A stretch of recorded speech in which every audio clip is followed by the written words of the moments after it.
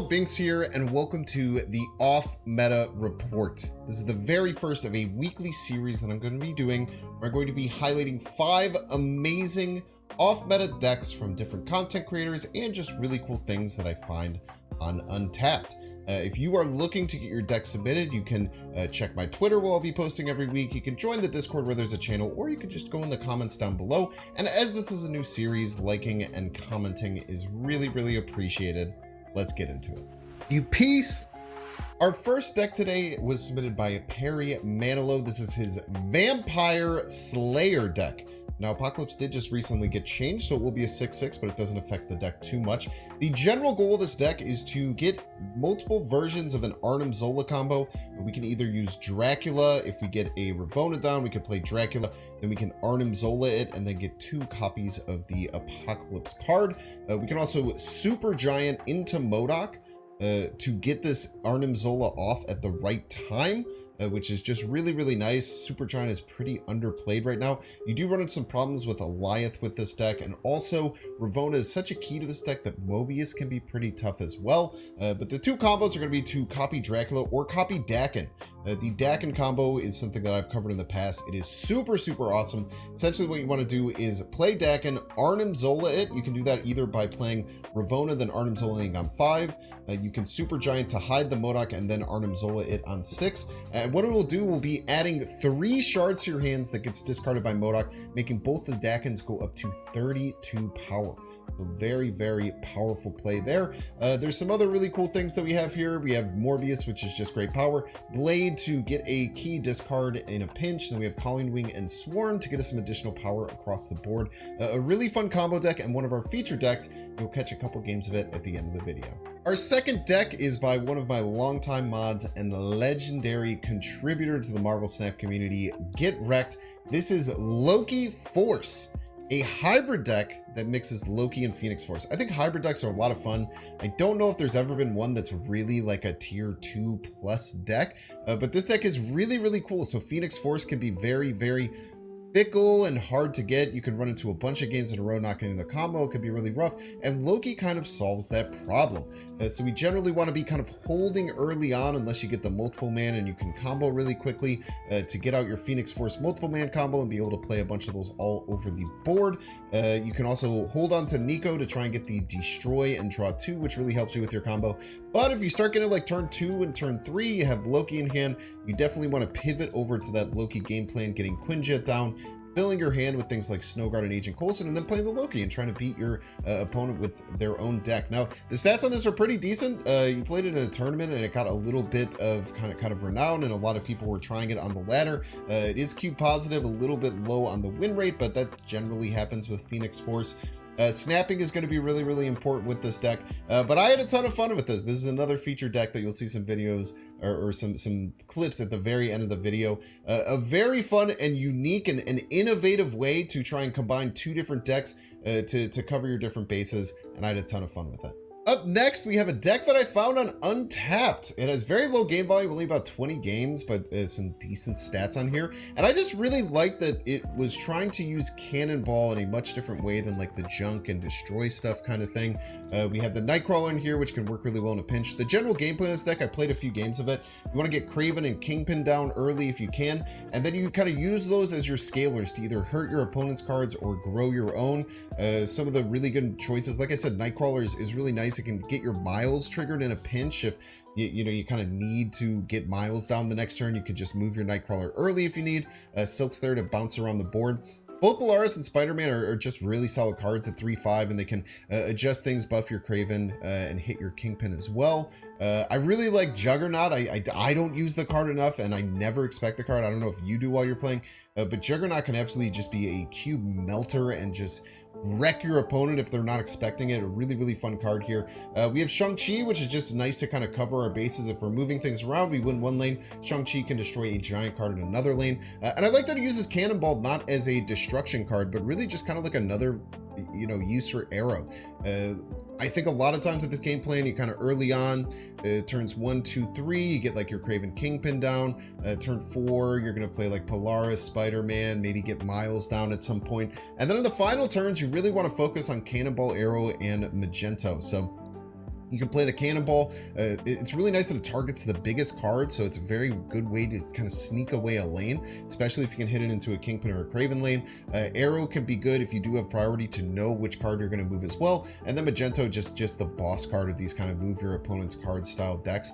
And a really good line would be like Cannonball or Arrow on 5 into the other card and Miles on 6 to get a kind of a sneaky amount of power. A really fun deck. I hope that you give it a try. I played this a little bit and I had some success with it. I think it's a really cool and a really neat way to play Cannonball. Our fourth deck today is a Pixie deck. I haven't seen too much kind of cooking with Pixie, but I found this on Untapped that has about 570 games. I was looking all through YouTube and Twitter to try and attribute this to someone. So if you know who built or popularized this deck, please let me know in the comments down below. But this is a Pixie kind of like all-in Lockjaw Thor Beta Ray build deck. So we have a very, very low end with 2 zeros. I like using the yellow jacket here, give you some more crazy high rolls for Pixie.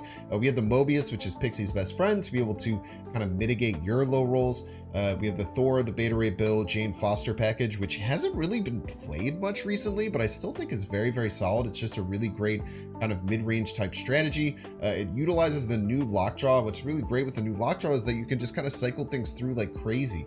You get Lockjaw down, you could play like a Wasp on it or a Yellow Jacket on it immediately, or if you'd already played Pixie, you can like put a zero cost Doom in there or something like that. The Vision's really great to round things out. The Odin can be really devastating with the hammers, and then Magento is always just a very, very powerful card. This deck seems like a lot of fun. I played just a few games with it to wet my whistle. One of the games I just didn't do anything, and the other game my opponent retreated on turn 6 because I was so far ahead. It was absolutely ridiculous. Super fun, really interesting way to try Pixie. I was really excited about this just because Pixie's a card that seems to just kind of fit into like normal decks, and it's kind of hard to make like a new deck around it.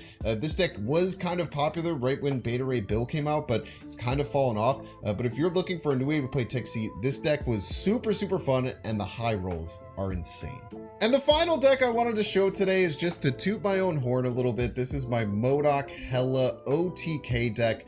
I did do a video on this last week, and I think that this deck, like if you're trying to play differently and you really want like a complete like rinse on how you're playing Marvel Snap, trying a deck like this is so much fun. It's a very weird, very swingy combo deck. Essentially, all you want to do early is get your Sunspot and your Magic down and your Hope. You hold Wave and you hold Psylocke, and the whole goal of this is to try and play both M.O.D.O.K and Hela on the final turn. This deck can be an absolute monster, getting 8 cubed wins for you. You'll see it's a 40% win rate, which is crazy low, but it's almost cube positive. It was hanging out at cube positive for a while here. Just a really, really neat combo deck. So we can either get the combo down by playing Magic, extending the game to 7 turns, and then playing both Psylocke and Wave on turn 6. We can play Wave and then play on top of the Hope Summers with a different card on turn 6. You can just Wave on top of the turn Hope Summers on turn 6. Or sometimes if you miss Magic, if you have Wave and like Sunspot, or Wave and Psylocke with Hope Summers down, you can still get the combo off on turn 6 by generating 8 energy, by playing 2 cards onto the Hope, or playing the Psylocke and getting 1 additional card onto the Hope. And then you go from having like 12 power on board to having like 80 power on board, and your opponent, you know, it's probably, some people expect it now because this deck got a little bit of popularity after I featured it the first time, but like I said, I mean, the whole point of this off meta report is to give you cool and interesting ways that you can play Marvel Snap that's against the grain, and I think that this deck is just a wonderful, wonderful way to showcase that. And what we're going to do next is show from our first 2 decks that we featured today a couple of the games that I played live on stream. If you are loving the off meta report and you want to see your deck, make sure to follow me on Twitter. Let me know in the comments down below, and I hope you enjoy the games. It's 2 draws for Super Giant, and we have full combo. The way that I play every single day is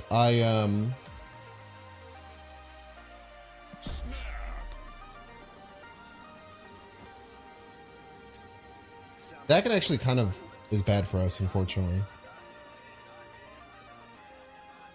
This is going to hurt our hand space, but I think we should be okay. We might only get 2 Dakin triggers, but that should be fine.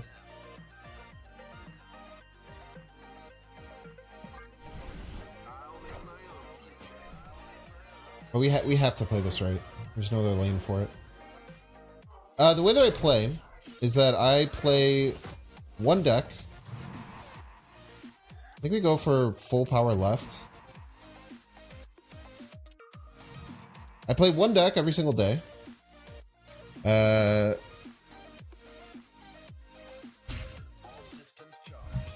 Maybe we have enough. I think the Artemis Ola goes first before it copies, so I think we'll have 2 slots. No, we'll only have 1 slot available. So there's 16 power Deckins, but this should be enough. So I play one deck every single day, and I just bash my head against it for the whole day. So it sometimes takes a little bit longer than I would like realistically like to get the deck functioning properly, but I'm very well aware of variance when it comes to decks like this, especially combo decks.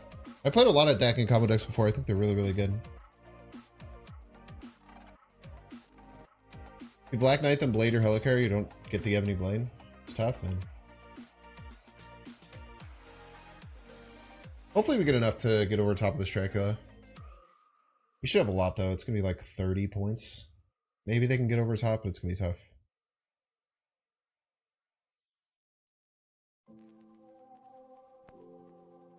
That's a die if they have Psycho Eliath, but I am absolutely not playing around that. So 2 16 power blades. Plus 14 middle. We get to 30. I really cannot foresee them getting over 30. Should be a pretty easy one. It's super, super good combo. The Dakin combo is very fun and very, very powerful. All hail Hydra! Is it better to play Dakin in a Gambit? Maybe. I am Apocalypse. I like to get to middle. I think getting to middle is better. IMO.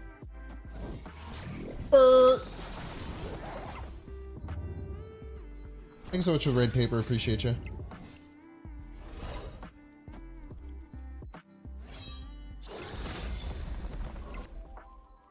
Super cool combo. GG's. Ooh, very scary Dracula. Very nice. Victory.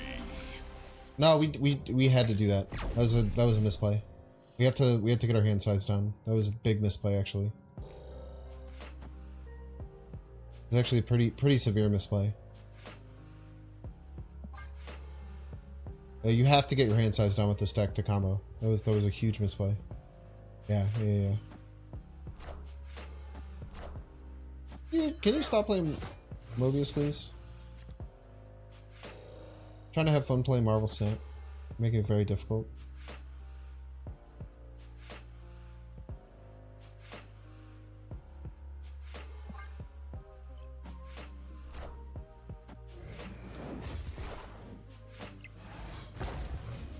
Enjoy the deck. It's kind of bad. Go for top deck Zola? I don't know. I don't think we have much of a choice at this point.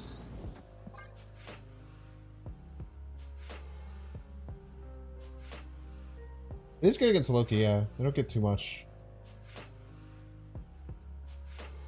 Probably should have played the M.O.D.O.K left.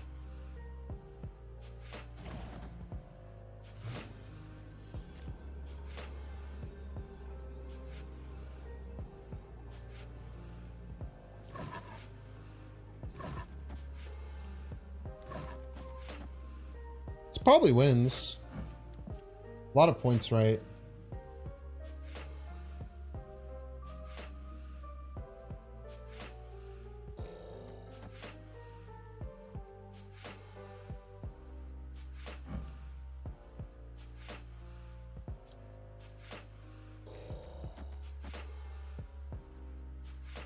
More triggers for Morbius.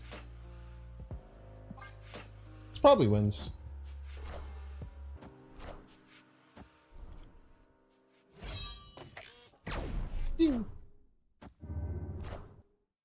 Let's say hit a rogue. That'd be scary.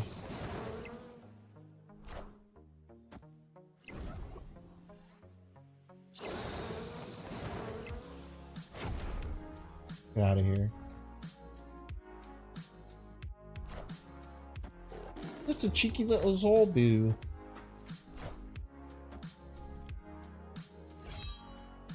Dracula? No, Dracula does nothing. Very nice. Yeah, that's why I did the blade first. I think blade first was correct. Gives us more Morbius hits. Oh, our 2-cost swarms. 32 power Morbius. Victory. There's a chance. We could just Loki next turn if we don't top deck it, right? Plus Asteroid M gives us a free trigger. It's kind of sick. Wait, what did I discard? I wasn't paying attention to my discard. I lost Quinjet.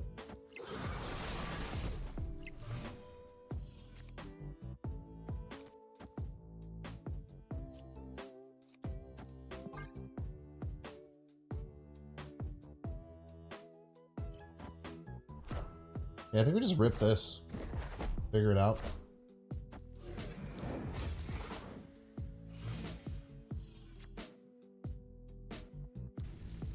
Oh, snap.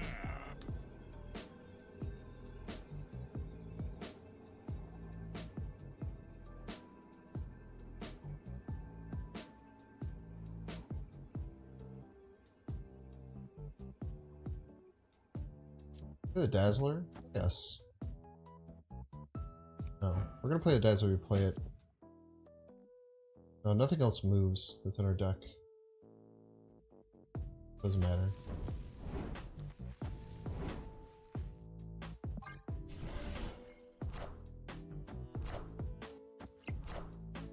Oh wait, it's not gonna move because it's not a 3 cost. That's right.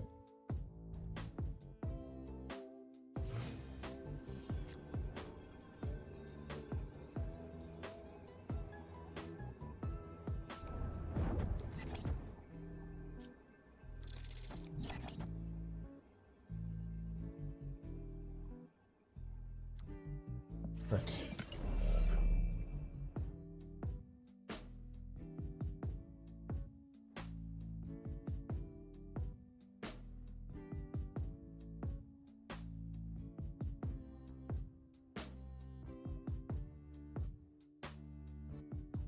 It doesn't get pulled because this is a 2 cost. Game a 2 cost card before Astro didn't take effect. Should have known that.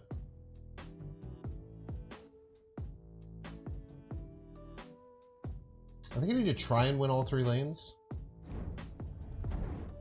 It's not freaking easy.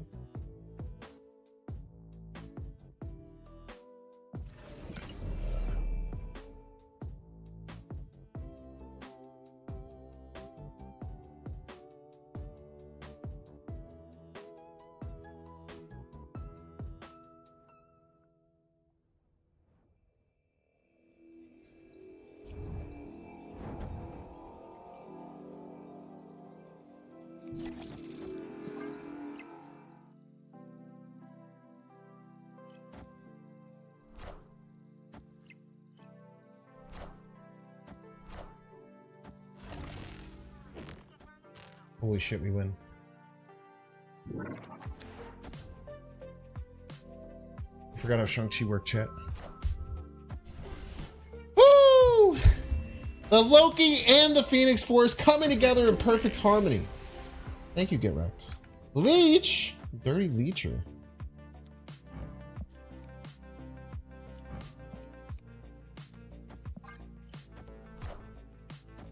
Canada's in codified gospel?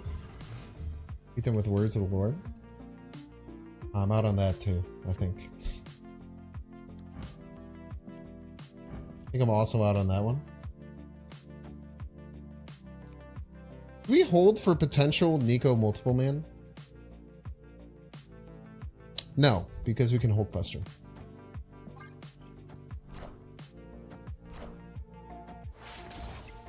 Leech is probably the worst card in the game? No, Leech is fine. It's not broken anymore.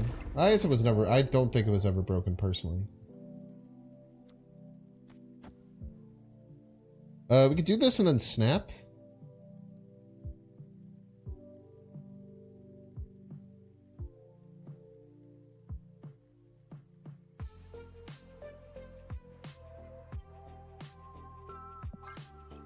think they'll be very scared. Each is such a piece and everything including the X-Men group for the event. Got him. Let's go!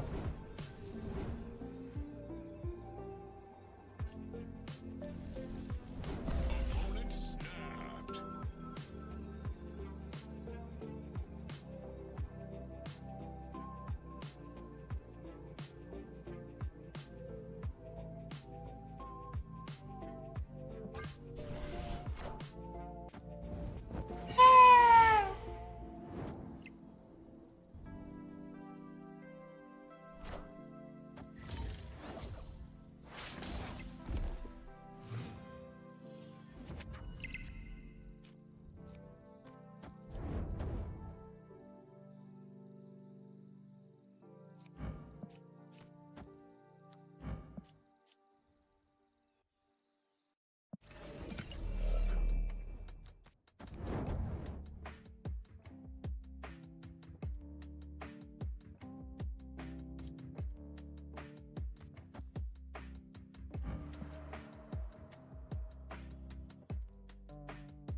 Are they gonna leech us yet?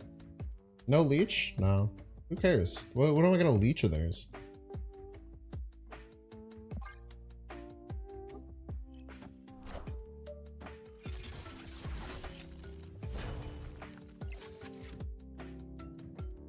I don't care.